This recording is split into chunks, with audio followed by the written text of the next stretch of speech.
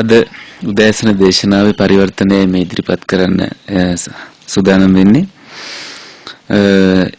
ඊයේ අවසන් වුණු තැනින් ඊයේ සවස අවසන් කළේ ද්වේධා විතක්ක සූත්‍රයේ කොටස් කිහිපයක් සාකච්ඡා කරලා බ්‍රහ්මාලි ස්වාමීන් වහන්සේ අවසන් කළා.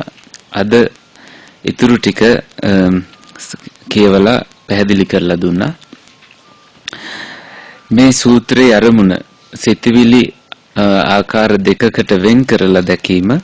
ඒ දැකීම තුල ඍණාත්මක සිතවිලි අපිට බාධා වෙන සිතවිලි බැහැර කරලා ධනාත්මක සිතවිලි මතු කරගන්නේ කොහොමද? අපේ පුහුණුවට උපකාරී වෙන සිතවිලි පවත්වා ගන්නේ කොහොමද කියන අදහස තමයි මේ සූත්‍රය තුලින් ලබා දෙන්නේ.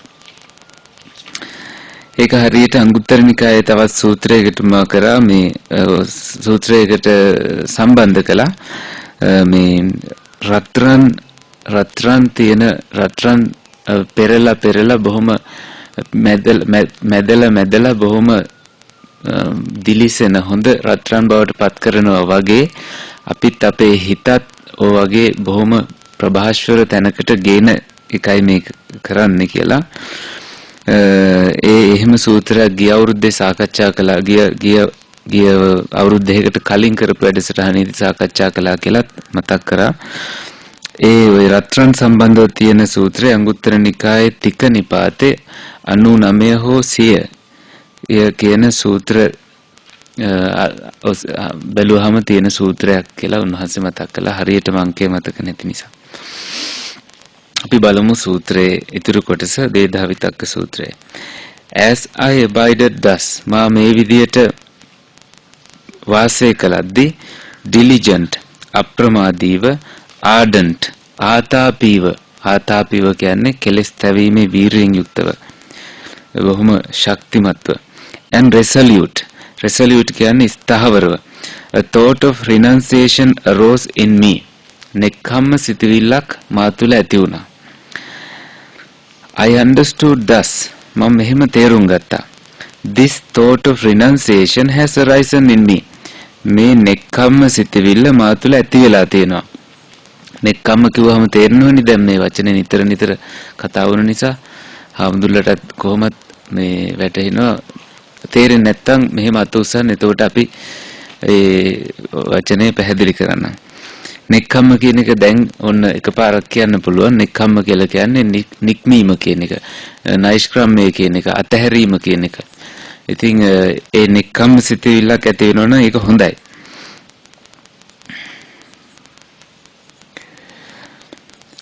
This thought of renunciation has arisen in me. මේ නෙක්ඛම්ම සිතවිල්ල මා තුළ හටගෙන තියෙනවා. This does not lead to my own affliction. මගේ අයහපතට එම සිතවිල්ල බලපාන්නේ නැහැ. Or to others affliction. අන් අයගේ අයහපතට හේතු වන්නේත් නැහැ. Or to the affliction of both. දෙගොල්ලන්ගේම අයහපතට හේතු වන්නේත් නැහැ. It aids wisdom. ප්‍රඥාවට ආධාර වෙනවා. Does not cause difficulties. දුෂ්කරතා ඇති කරන්නේත් නැහැ. And leads to nibbana. නිර්වාණයට මෙහෙයවනවා. මේ නෙක්ඛම්ම සිතවිල්ල. If I think and ponder upon this thought, මේ සිතවිල්ල සම්බන්ධයෙන් සිතමින් කාලය ගත කළොත්, even for a night, එක රැයකටවත්, even for a day, දවසකටවත්, even for a day කියන්නේ දිවා කාලයටවත් even for a night and day දිවා රෑ දෙකෙහිදීම I see nothing to fear from it. මට බිය වෙන්න දෙයක් එතන කොහෙත්ම නැහැ. But with excessive thinking and pondering හැබැයි වැඩියෙන් හිතලා I might tire my body. මගේ කය මම වෙහෙස කරගන්න ඉඩයි. And when the body is tired, කය වෙහෙසටපත් වුණොත් the mind becomes strained. මනසත් වෙහෙසටපත් වෙනවා. And when the mind is strained, මනස වෙහෙසටපත් වුණාම it is far from concentration. සමාධියෙන් බොහෝ දුරට ඈත් වෙනවා මනස බොහෝ දුර වෙනවා. So I steadied my mind internally. ඒ නිසා මගේ මනස මම අභ්‍යන්තරයෙන් ඍජු කළා. Quieted it. නිහඬ කළා. Brought it to singleness. එක අරමුණකට රැගෙන ආවා. And concentrated. සමාධියට පත් කරා. ඒ කියන්නේ නිශ්චලතාවයට stillness නිශ්චලතාවයට පත් කළා. Why is that? ඒ මොකද? So that my mind should not be strained. ඒකට හේතුව තමයි මගේ මනස වෙහෙස වෙයි කියලා හිතලයි ඒ නෙක්ඛම්ම සිතුවිල්ල සම්බන්ධයෙන් නුත් ඕනවට වැඩිය හිතන්න ගියොත් එහෙම වෙන හින්දා මනස නිහඬ කරන එක ප්‍රඥාවෙන් ඍජු සිතින් කළා කියලා තියෙනවා. හිත සමාධිගත කරගන්නට නිහඬ මනස හේතු වෙනවා. හිත ඉන්න මනස සමාධියට බාධාවක් කියන එක මෙතන පැහැදිලිවම කියවෙනවා කියලා බ්‍රහ්මාලි ස්වාමීන් වහන්සේ අවධාරණයෙන්ම මතක් කළා. ඊළඟට as I abided thus අන්න එහෙම වාසය කළාම diligent අප්‍රමාදීව ardent ආතාපීව කෙලෙස් තැවීමේ වීරියෙන් යුක්තව and resolute පහිතත්ව ඒ කියන්නේ ස්ථාවරව a thought of non ill will arose in me මා තුල මෙත් සිතවිල්ලක් ඇති වුණා. ව්‍යාපාදයෙන් තොර සිතවිල්ලක් ඇති වුණා. a thought of non ill will කියන්නේ ව්‍යාපාදයෙන් තොර සිතවිල්ලක්. a thought of non cruelty arose in me. non cruelty කියන්නේ දරුණු බවෙන් තොර සිතවිලි ඇති වෙන්න ගත්තා. එක සිතවිල්ලක් කියලා කියන්නේ කරුණාවන්ත සිතවිලි. I understood thus මම මෙහෙම තේරුම් ගත්තා එතකොට this thought of non cruelty has arisen in me. මේ අවිහිංසා සිතවිල්ල මා තුළ ඇති වෙලා තියෙනවා කියලා. this does not lead to my own affliction. මගේ අයහපතට මේ හේතු වන්නේ නැහැ. or to others affliction. අන් අයගේ අයහපතට හේතු වන්නේත් නැහැ. or to the affliction of both.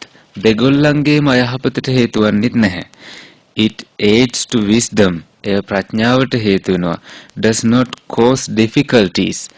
කිසිම දුෂ්කරතාවයක් ඇති කරන්නේත් නැහැ. and leads to nibbana. නිවනටත් මෙහෙවනවා.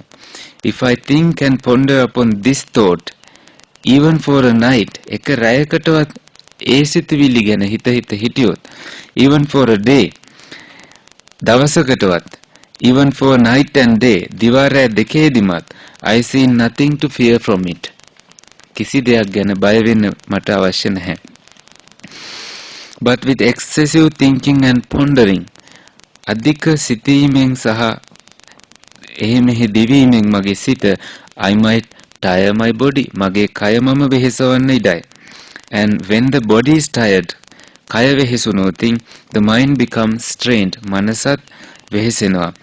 and when the mind is strained මනස වෙහෙසුනොත් it is far from concentration. සමාධියෙන් බොහෝ දුර යනවා මනස. so I steadied my mind internally. මම මනස අභ්‍යන්තරයෙන් ඍජු කළා.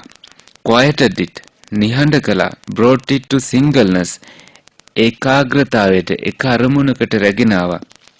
ඒකීය භාවයකට. and concentrated it stilled it නිශ්චල කළා. why is that? ai so that my mind should not be strained. මගේ මනස වෙහෙසෙන එක වළක්වන්නයි එහෙම කළේ. නිශ්චලතාවයට සමාධියට එන්න නම් වෙහෙසුණු සිතවිලි අධික මනසකට බෑ කියන එක මේ සූත්‍ර වලින් පැහැදිලි වෙනවා කියන එක බ්‍රහ්මාලි ස්වාමීන් වහන්සේ මතක් කළා. ඊළඟට අපි තවත් ඡේදයකට යනවා. Bhikkhus මහණෙනි, whatever a bhikkhu frequently thinks and ponders upon, භික්ෂුවක් කොයි වෙලෙත් හිතන සිතවිලි මෙහෙවන්නේ කුමක් ගැනද? That will become the inclination of his mind. මනසේ ඇලීම බවට පත් වෙන්නේ එයයි. If he frequently thinks and ponders upon thoughts of renunciation, නෙක්ඛම්මය ගැන සිතවිලි නම් නිතරම හිතලා සිත මෙහෙවන්නේ, he has abandoned the thought of sensual desire. ඒ කෙනා ඒ භික්ෂුව කාම සිතවිලි, කාම ආශාවන් වලට අදාළ සිතවිලි අතහැරලා to cultivate the thought of renunciation. එහෙම අතහැරලයි නෙක්ඛම්ම සිතවිලි ඇති කරගෙන තියෙන්නේ. And then එහෙම වුණාම his mind inclines to thoughts of renunciation. ඒ කෙනාගේ මනස අතහැරීමේ නෙක්ඛම්ම සිතවිලි වලටම යොමු වෙනවා. If he frequently thinks and ponders upon thoughts of non-ill will, ඒ භික්ෂුව හිතනවා නම් අව්‍යාපාද සිතවිලි නිතරම, upon thoughts of non-cruelty, අවිහිංසා සිතවිලි නිතරම හිතනවා නම්, he has abandoned the thought of cruelty. හිංසාව ඒ භික්ෂුව වළක්වලයි තියෙන්නේ, බැහැර කරලයි තියෙන්නේ, to cultivate the thought of non-cruelty. අවිහිංසා සිතවිලි දියුණු කරන්න. And then his mind inclines to thoughts of non-cruelty. එවිට ඒ කෙනාගේ මනස, ඒ භික්ෂුවගේ මනස අවිහිංසා සිතවිලි වලටම ඇලෙනවා. උපමාවක් තියෙනවා. Just as in the last month of the hot season, හරියටම ගිම්හාන මාසේ, ගිම්හාන කාලය තුල, when all the crops have been brought inside the villages, අස්වැන්න ගමට ගෙනාවට පස්සේ, a cowherd would guard his cows.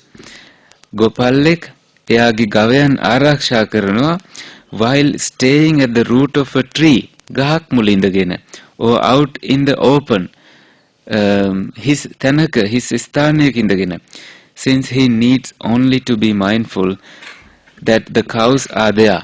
එතන හරක් ටික, ගවයෝ ටික ඉන්නවා කියලා දැනගත්තාම ඇති.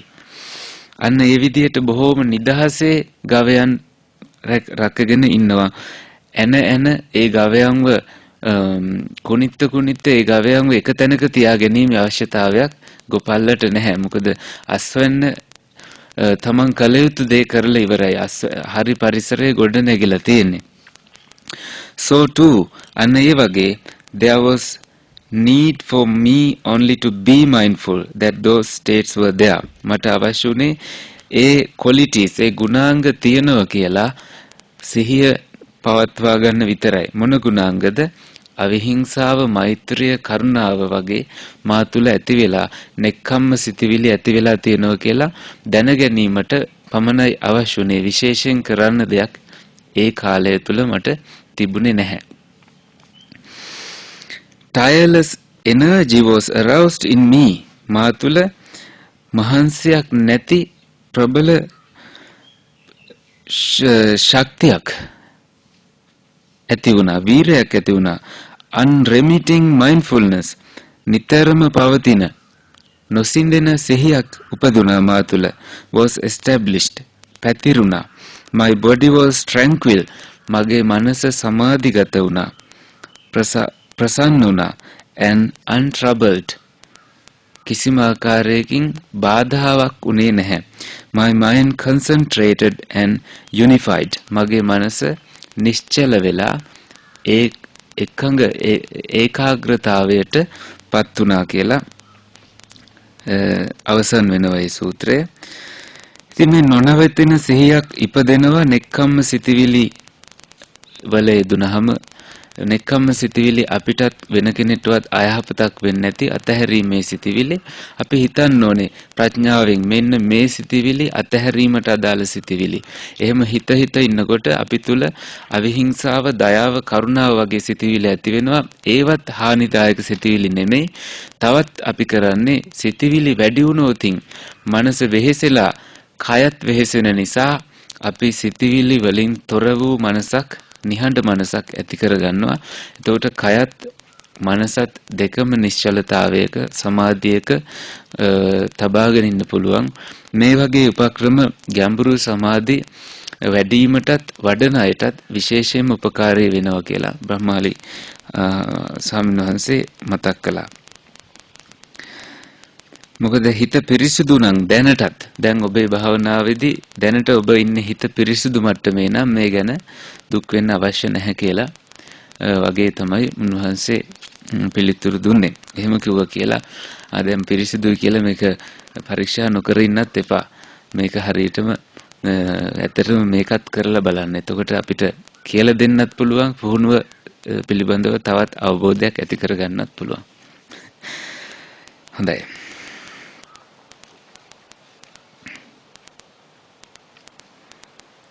ඊළඟට මජ්ක්‍ධිම නිකාය 20 වෙනි සූත්‍රය The removal of distracting thoughts විතක්ක සන්තහන සූත්‍රය. විතක්ක කියන්නේ මොනවද?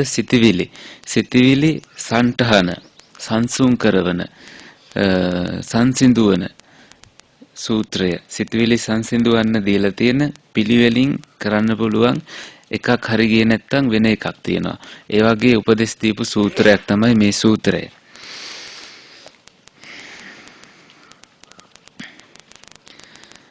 ඒ වගේම මේ සූත්‍රයේ අධිචිත්ත වඩන හැටි තියෙනවා කියලාම බ්‍රහ්මාලි ස්වාමීන් වහන්සේ පැහැදිලි කළා. ධාන අධිචිත්ත ගැඹුරු ධාන සිත් වඩන හැටි මේ සූත්‍රයේ පැහැදිලි වෙනවා කියලා. හැබැයි පළවෙනිම අධීරය තමයි බලවත්ම අධීරය.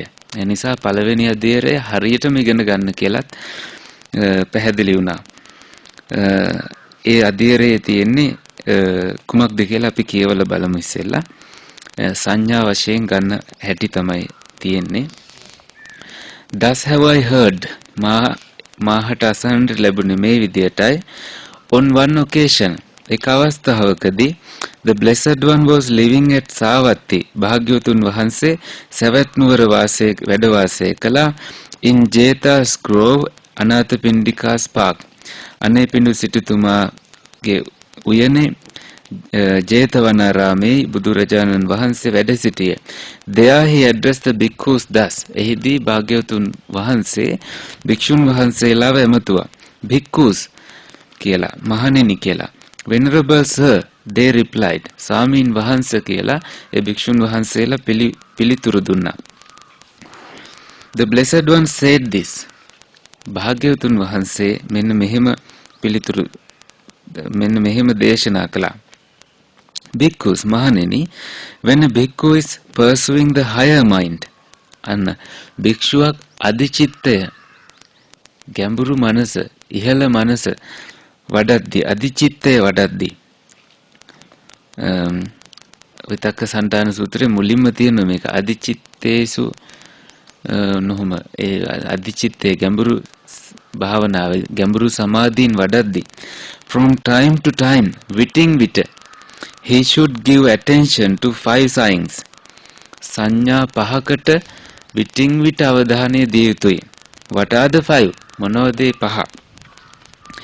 Here bhikkhus, මෙහිදී මහණෙනි, when a bhikkhu is giving attention to some sign, භික්ෂුවක් සමහර සංඥාවලට අවධානය දෙද්දී and owing to that sign, ඒ සංඥාව නිසා there arise in him, ඒ භික්ෂුව තුල හට ගන්නවා evil එහෙම නැත්නම් bad unwholesome thoughts, නරක අකුසල් සිතිවිලි, connected with desire, කාමයට සම්බන්ධ, with hate, ද්වේෂයට සම්බන්ධ, and with delusion, මෝහයට සම්බන්ධ. අන්න එහෙම සංඥාවල් ඇති වුණොතින් then he should give attention to some other sign. එහෙම නොවන වෙනත් සංඥාවලට හිත යොමු කරන්න ඕනේ.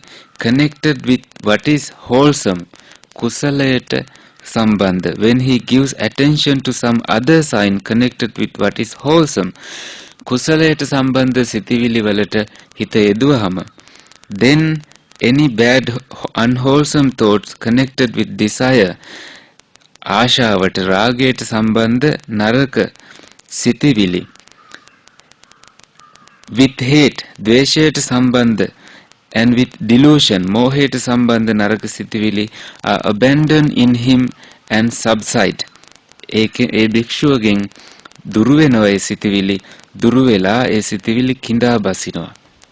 ඔහේ රඳා පවතින්නේ නැහැ, ඈත් වෙලා යනවා. එතකොට කාමයට, ද්වේෂයට, මෝහයට අදාළ සිතිවිලි සංඥාවල් ඇති වුණොතින් කරන්න තියෙන්නේ එසේ නොවන සිතිවිලි වලට සිත යොමු කරගන්න එක. අන්න සිතිවිලි සංසුන් කරන්නට තියෙන පළවෙනි ක්‍රමය. තවත් පැහැදිලි වෙනවා with the abandoning of them, ඒවා බැහැර කිරීමෙන් his mind becomes steadied internally. ඒ භික්ෂුවගේ මනස අභ්‍යන්තරයෙන් ඍජු භාවයට පත් වෙනවා. quieted, නිහඬ වෙනවා. brought to singleness, එක අරමුණකට එක දෙයකටම singleness කියන එකට හොඳ වචනයක් තියෙනවා මේ. ඒකාග්‍රතාවයට කියන්නේ one pointedness කියලා. එතකොට singleness කියන එකට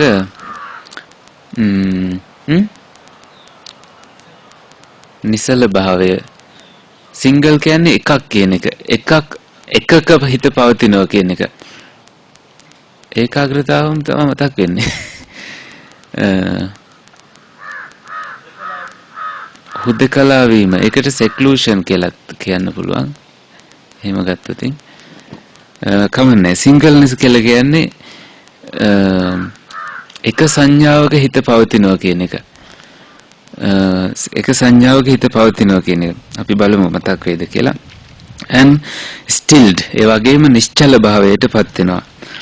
just as a skilled carpenter, උපමාවක් තියෙනවා දක්ෂ වඩුවෙක් or his apprentice, එහෙම නැත්නම් එයාගේ ගෝලෙක් might knock out, remove and extract a coarse peg by means of a fine one. සියුම් කුඤ්ඤයකින් රළු කුඤ්ඤයක් තට්ටු කරලා බැහැර කරනවා වගේ. so too, ඒ වගේම when a bhikkhu gives attention to some other sign connected with what is wholesome, හොඳ සියුම් කුසල තත්වයන් වලට මනස භික්ෂුවක් විසින් යොමු කළාම his mind becomes steadied internally. ඒ භික්ෂුවගේ මනස අභ්‍යන්තරයෙන් ඍජු වෙනවා. quieted, නිහඬ වෙනවා. brought to singleness, ඒකීය එකඟ එක අරමුණකටපත් වෙනවා. and concentrated, ඒ වගේම නිශ්චල භාවයට පත් වෙනවා. මෙන්න මේ පළමුවෙනි අධීරය වැදගත්ම අධීරයක් කියලා අපි අවබෝධ කරගන්න ඕනේ කියලා බ්‍රහ්මාලි ස්වාමීන් වහන්සේ මතක් කළා. දෙවනි පියවරට අපි යමු.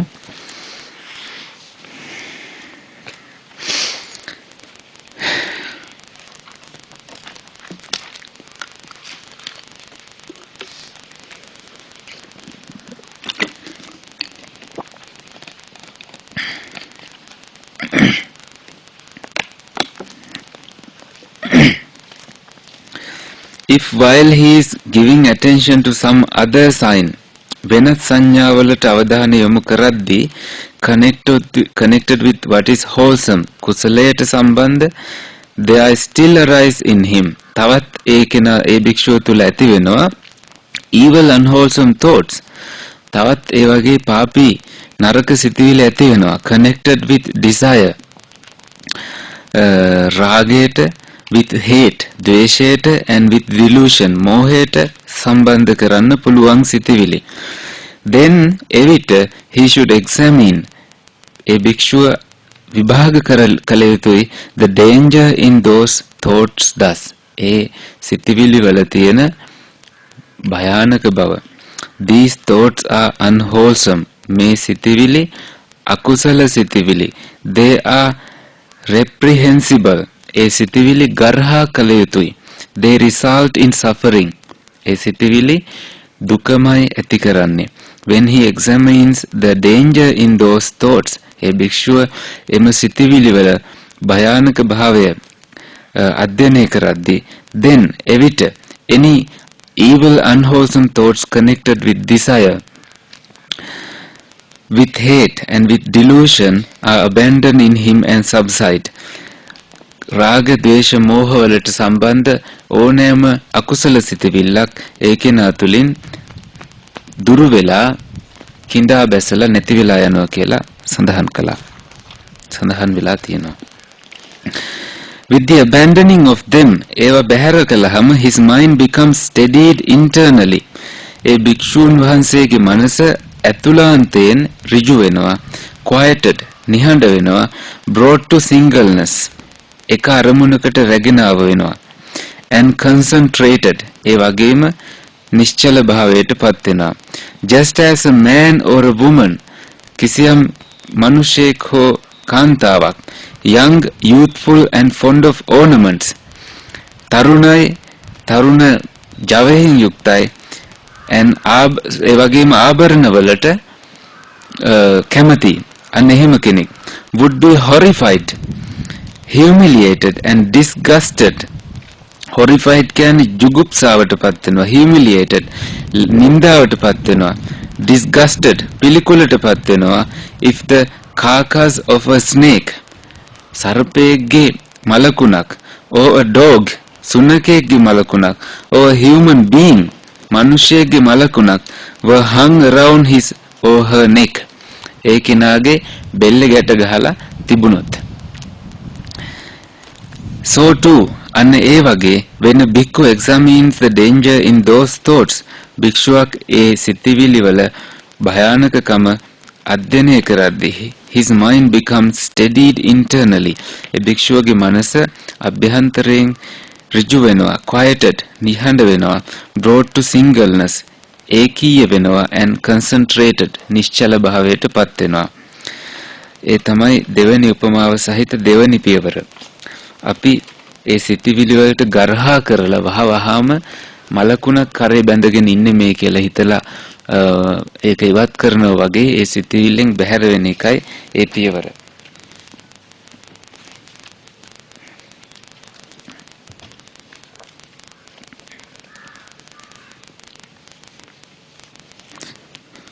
ඊළඟ එකට අපි යමු. If he is examining the danger in those thoughts, a භික්ෂුව ඒ සිතිවිලි වල භයානකකම අධ්‍යයනය කරමින් ඉඳිද්දී there still arise in him, ඒ භික්ෂුව තුළ තවදුරටත් හට ගන්නවා evil unwholesome thoughts, පාපී සිතිවිලි, අකුසල සිතිවිලි, connected with desire, with hate and with delusion, රාග, ද්වේෂ, මෝහ වලට සම්බන්ධ. Then he should try to forget those thoughts. ඒ භික්ෂුව ඊට පස්සේ එවැනි සිතිවිලි අමතක කරන්න උත්සාහ කළ යුතුයි, and should not give attention to them. ඒ සිතිවිලි වලට අවධානය නොදී සිටිය යුතුයි.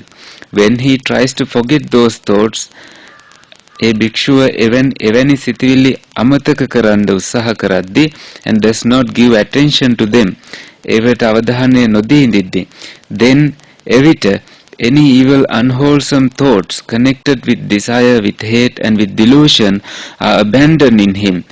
රාග, ද්වේෂ, මෝහ වලට සම්බන්ධ පාපී අකුසල සිතිවිලි උන්වහන්සේගෙන් බැහැර වෙනවා, and subside, ඒ සිතිවිලි දුර වෙලා කිඳා බසිනවා, ඈත් වෙලා යනවා.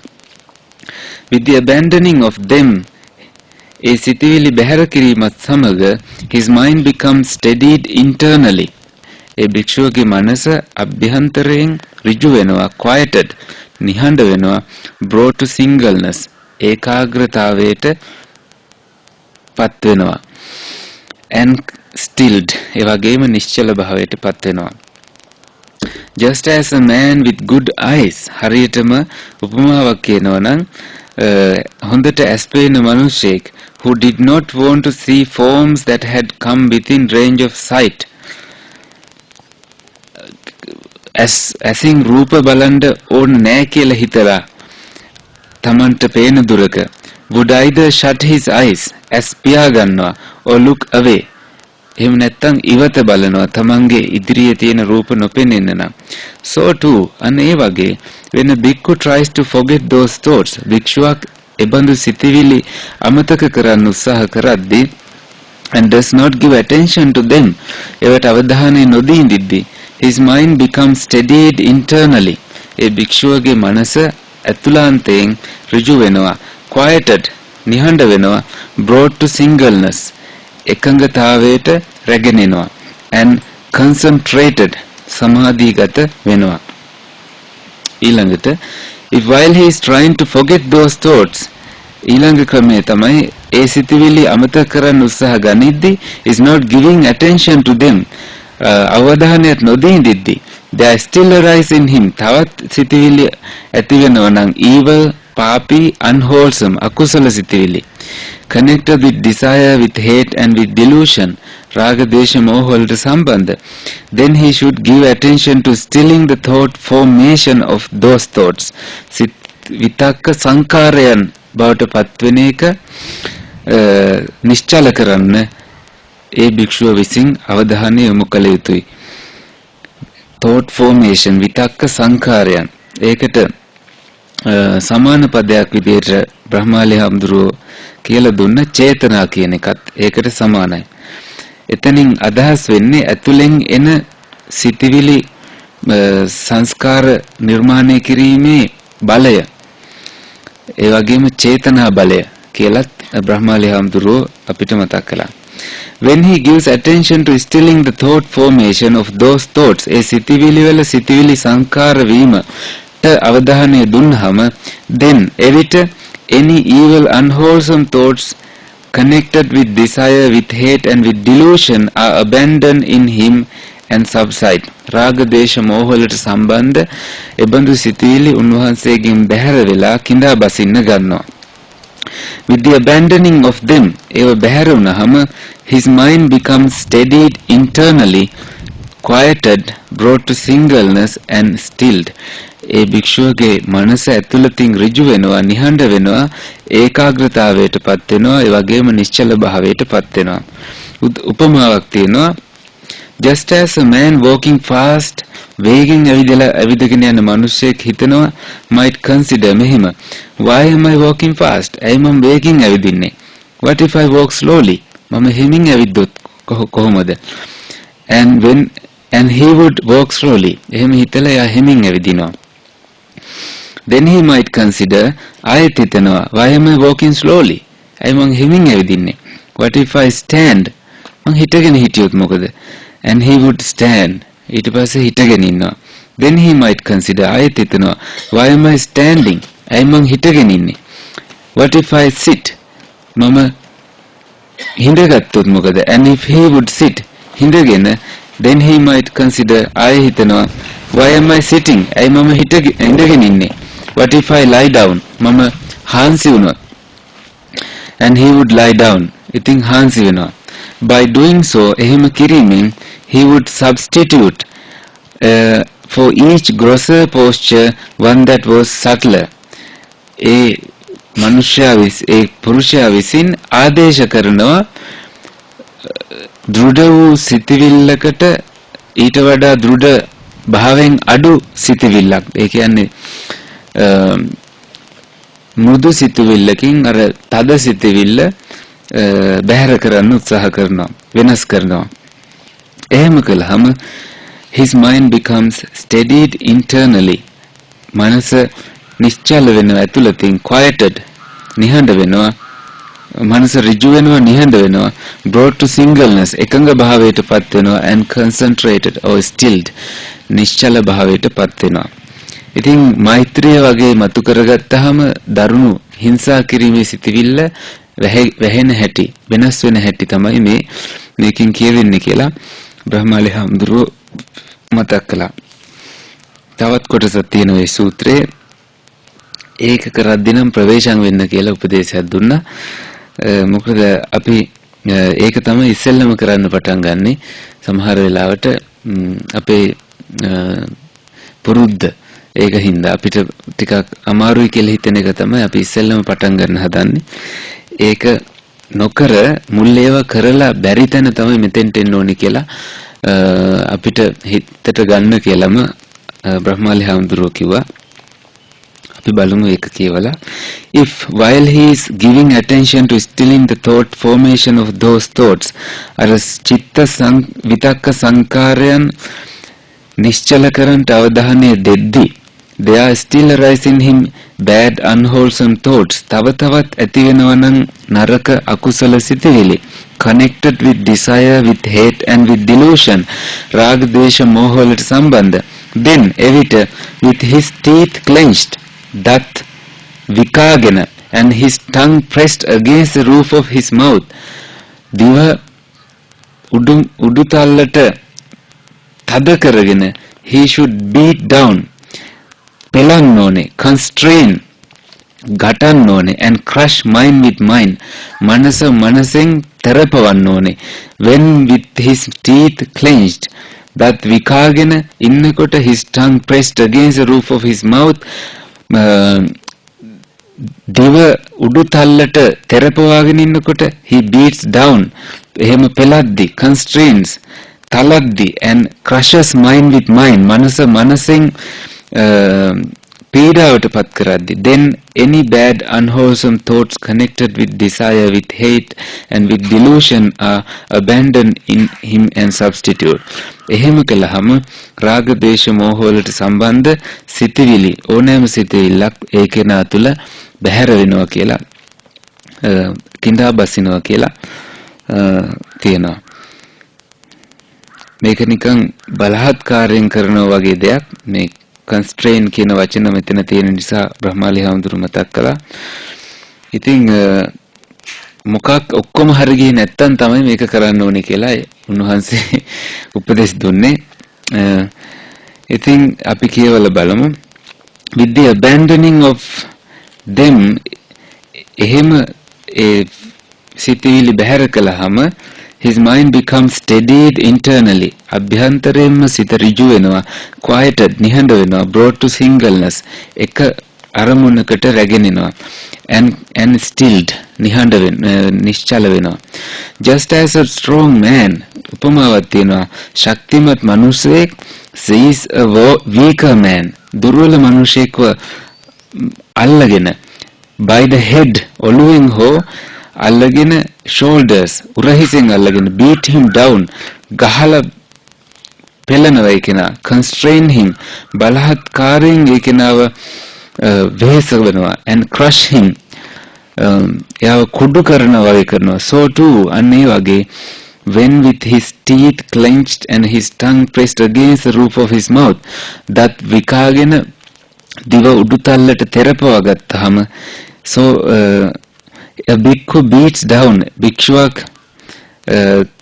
තලා දමනවා constrains බලහත් කාලයෙන් පෙළනවා and crushes කුඩු කරලා දානවා කුඩු පට්ටම් කරලා දානවා mind with mind මනස මනසින් his mind becomes steadied internally මනස ඇතුළතින් ඍජු වෙනවා quieted නිහඬ වෙනවා brought to singleness එක අරමුණකට එනවා and concentrated or stilled නිශ්චල භාවයට පත් වෙනවා ඉතින් මේ සූත්‍රය කලින් භාවනා වැඩසටහනේදීත් සාකච්ඡා වුණා කියලා උන්වහන්සේ මතක් කළා. තවත් සූත්‍රයක් අපිට තියෙනවා ඡේද 4ක් සාකච්ඡා කරන්න. ඒ තියෙන්නේ ආඝාත පටිවිනය කියන සූත්‍රය. removing resentment කෙනෙක් පිළිබඳව තියෙන තරහ විරුද්ධ භාවය දේශය දුරු කිරීම ගැනයි තියෙන්නේ අපි මේ සූත්‍රයත් ඉක්මනින්ම කියවමු. මේක සරියුත් හාමුදුරුවෝ තමයි දේශනා කළා තියෙන්නේ.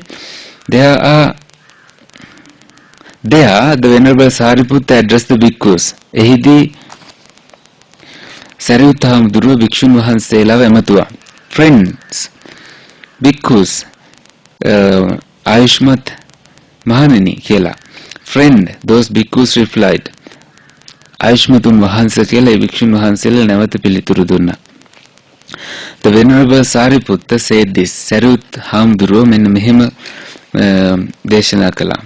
Friends, ආයුෂ්මතුන් වහන්සේ, there are these 5 ways of removing resentment. ප්‍රතිවිරුද්ධ භාවයක්, තරහවක්, අමනාපයක් දුරු කරගන්න මෙන්න මේ ක්‍රම 5 තියෙනවා. By which a bhikkhu should entirely remove resentment. ඒ පහ තුලින් මුළුමනින්ම ඒ අවිරුද්ධ භාවය දුරු කරන්න පුළුවන්. When it has arisen towards anyone. කෙනෙක් සම්බන්ධයෙන් විරුද්ධ භාවය නෙමෙයි. විරුද්ධ භාවය ඇති වුනහම.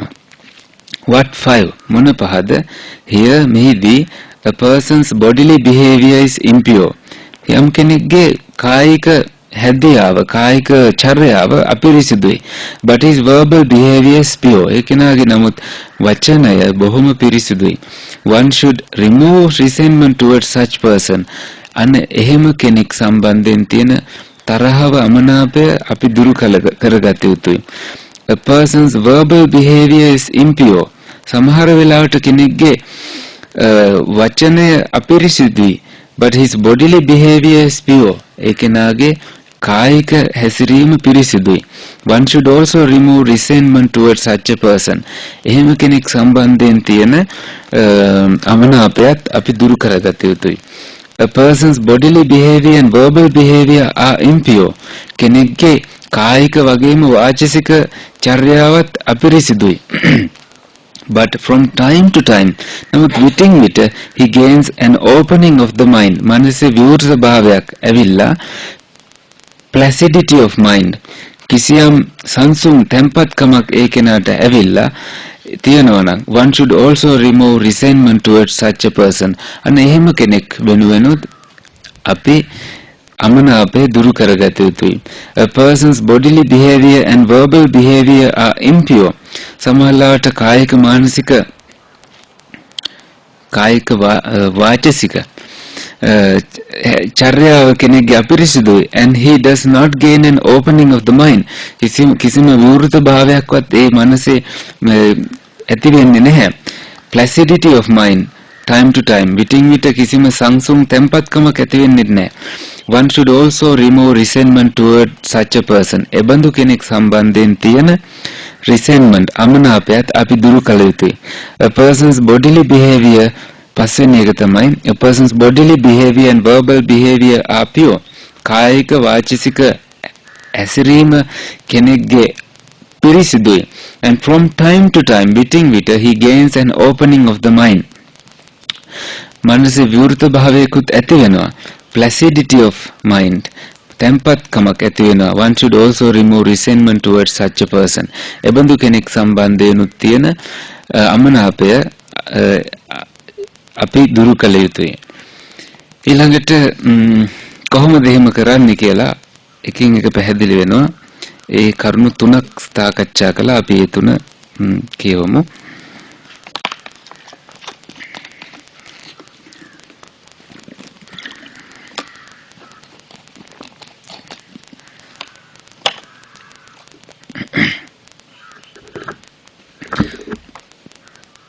How friends කොහොමද ආයුෂ්මතුනි should resentment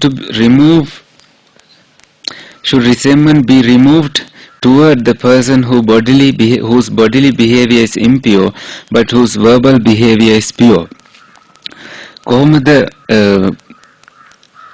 අමනාපය දුරු කරගන්නේ යම් කෙනෙක්ගේ කායික හැදියාව පිරිසිදුයි වාචසික හැදියාව අපිරිසිදු නම්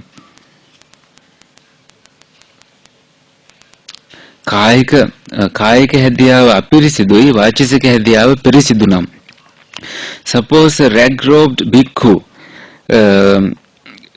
හිතන්නලු යම් භික්ෂුවක් ඉන්නවා කිසියම් කසල ගොඩකින් සිවුරු අරගෙන මහලා ඒවා පෙරවන භික්ෂුවක් sees a rag by the roadside පාරක් අයිනේ කිසියම් රෙදි කැබැල්ලක් තියෙනවා දකිනවා. He would press it down with his left foot. වම් පාදයෙන් ඒ සිවුර ඒ රෙදි කැබැල්ල ටිකක් තද කරනවා. Spread it out with his right foot. අනිත් පාදයෙන් ඒක ඒ රෙදි කැබැල්ල දිග හරිනවා. Tear it off. ඉරලා ඒ සිවුර of an intact section. Tear off an intact section. හානියටපත් නොවුණු හොඳින් තියෙන කොටසක් ඉරා ගන්නවා. And take it away with him. එය අරගෙන යනවා.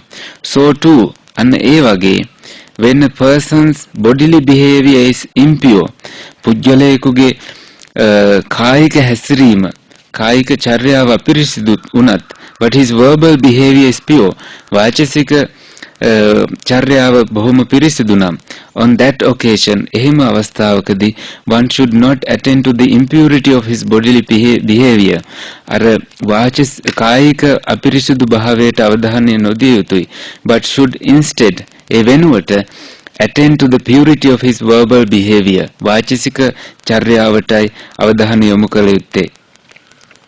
In this way, අනේ විදියට resentment towards that person should be removed. ඒ කෙනා සම්බන්ධයෙන් තියෙන අමනාපය දුරු කළ යුතුයි. දෙවැනි එක, how friends කොහොමද ආයුෂ්මතුනි should resentment be removed towards the person whose verbal behavior is impure but whose bodily behavior is pure. කෙනෙක්ගේ වාචික චර්යාව අපිරිසිදුයි කායික චර්යාව පිරිසිදු නම් කොහොමද එහෙම කෙනෙක් සම්බන්ධයෙන් තියෙන අමනාපය දුරු කරගන්නේ? Suppose there is a pond covered with algae and water plants. පොකුණක් තියෙනවා කියලා හිතන්න පෙඳපාසි වලින් වැහිලා තියෙන. A man might arrive. පුජ්‍යලයක් එනවා එතෙන්ට. Afflicted and oppressed by the heat. උෂ්ණයෙන් පීඩාවටපත් වුණු.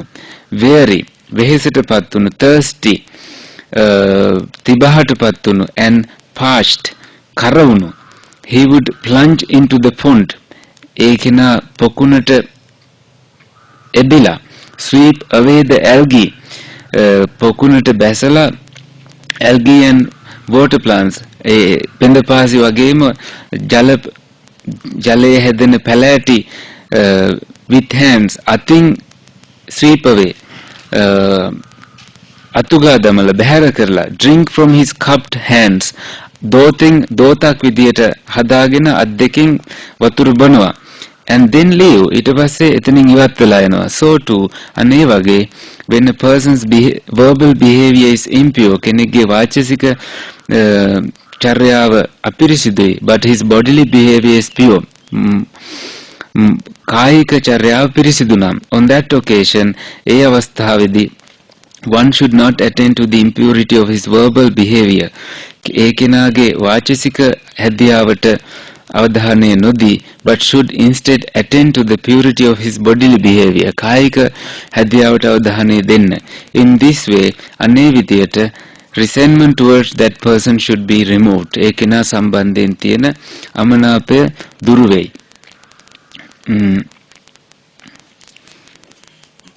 ආදිත්‍යපරයා සූත්‍රයත් උන්වහන්සේ මේ සම්බන්ධයෙන් මතක් කළා. ඒකේ තමන් ගිනිගෙන දැවෙනවා කියලා හිතලා මේ සිටිවිලි වලින් බැහැර වෙන්න කියලා තියෙන්නේ කියලා උන්වහන්සේ පැහැදිලි කළා. අපි තුන්වෙනි කාරණාවට යමු. මඩ කඩਿੱත්තක් ගැන කියන එක. How friends should resentment be removed toward the person whose bodily behavior and verbal behavior are impure but who from time to time gains an opening of the mind, placidity of mind. කොහොමද ආයුෂ්මතුනි කායික වාචික කියන දෙකම චර්යාවන් වලින් අපිරිසිදු කෙනෙක්ගේ නමුත් සමහර වෙලාවට ඒ කෙනාගේ මානසික විවෘත භාවයක් ඇති වෙලා සංසුන් තැම්පත් භාවයක් තියෙනවා නම් එහෙම කෙනෙක් සම්බන්ධයෙන් තියෙන අමනාපය දුරු කරගන්නේ කොහොමද? Suppose හිතන්න there is a little water in a puddle. මඩ කඩਿੱත්තක වතුර පොඩ්ඩක් තියෙනවා කියලා හිතන්න. Then a person might arrive. කෙනෙක් එනවා එතෙන්ට. Afflicted and oppressed by heat. උණුසුමින් අධික තාපයෙන් පෙළිලා weary වෙහෙසටපත් වෙලා thirsty තිබහ වෙලා and parched කර වෙලා he would think මෙහෙම හිතනවා this little bit of water is in the puddle මෙන්න මේ මඩ කඩਿੱත්තේ වතුර චුට්ටක් තියෙනවා if I try to drink it with my cupped hands මම දෝතෙන්ම ඒ වතුර අරගෙන බොන්න හැදුවොතින් or a vessel භාජනයකින් ගන්න හැදුවොතින් I will stir it up මම එය කලත්තාවි disturb it එතන ඒක ව්‍යාකූල කරයි and make it undrinkable එතකොට ඒ බොන්න බැරි වෙයි. Let me get down on all fours මම අත්පා දෙකම බිමට තබලා මෙතන පහත් වෙලා suck it up like a cow හරකෙක් වගේ ගවයෙක් වගේ පහත් වෙලා ඒ වතුර උරාගෙන and depart ඒ වතුර බීලා එතනින් පිටත් වෙනවා නම් කියලා හිතනවා. He then gets down on all fours. ඒ විදිහටම ඔහු සතර ඉන්ද්‍රිය වලින්ම අත්පා වලින්ම එතන පහත් වෙලා sucks the water up වතුර බීලා උරා බීලා like a cow ගවයෙක් වගේ and departs බැහැර වෙලා යනවා. So too අන්නේ වගේ when a person's bodily behavior and verbal behavior are impure කෙනෙක්ගේ වාචසික කායික චර්යාව අපිරිසිදු වුණත් but from time to time විටින් විට he gains an opening of the mind මනස විවෘත වෙලා placidity of mind ඒකේනා තුල සම්පත් භාවයක් ඇති වෙනවා. On that occasion අන්න ඒ අවස්ථාවේදී one should not attend to the impurity of his bodily and verbal behavior ඒ කෙනාගේ කායික වාචසික චර්යාවට අපි අවධානය යොමු නොකළ යුතුයි. But should instead attend to the opening of the mind ඒ කෙනාගේ මනසේ විවෘත වෙන අවස්ථාවටයි අවධානය යොමු කරන්නේ. The placidity of mind තැම්පත් වීමටයි. He gains from time to time ඒ කෙනා ඒ විටින් විට ලබන. In this way එනේ විදියට resentment toward that person should be removed. ඒ කෙනා සම්බන්ධයෙන් තියෙන ද්වේෂය ඉවත් කරගත යුතුයි කියලා සඳහන් වෙනවා. ඒකට අදාළව අපි මේ පුහුණුව කරද්දී ඉක්මනින් අපි මේ කළ යුතුයි කියලාත් සඳහන් කළා.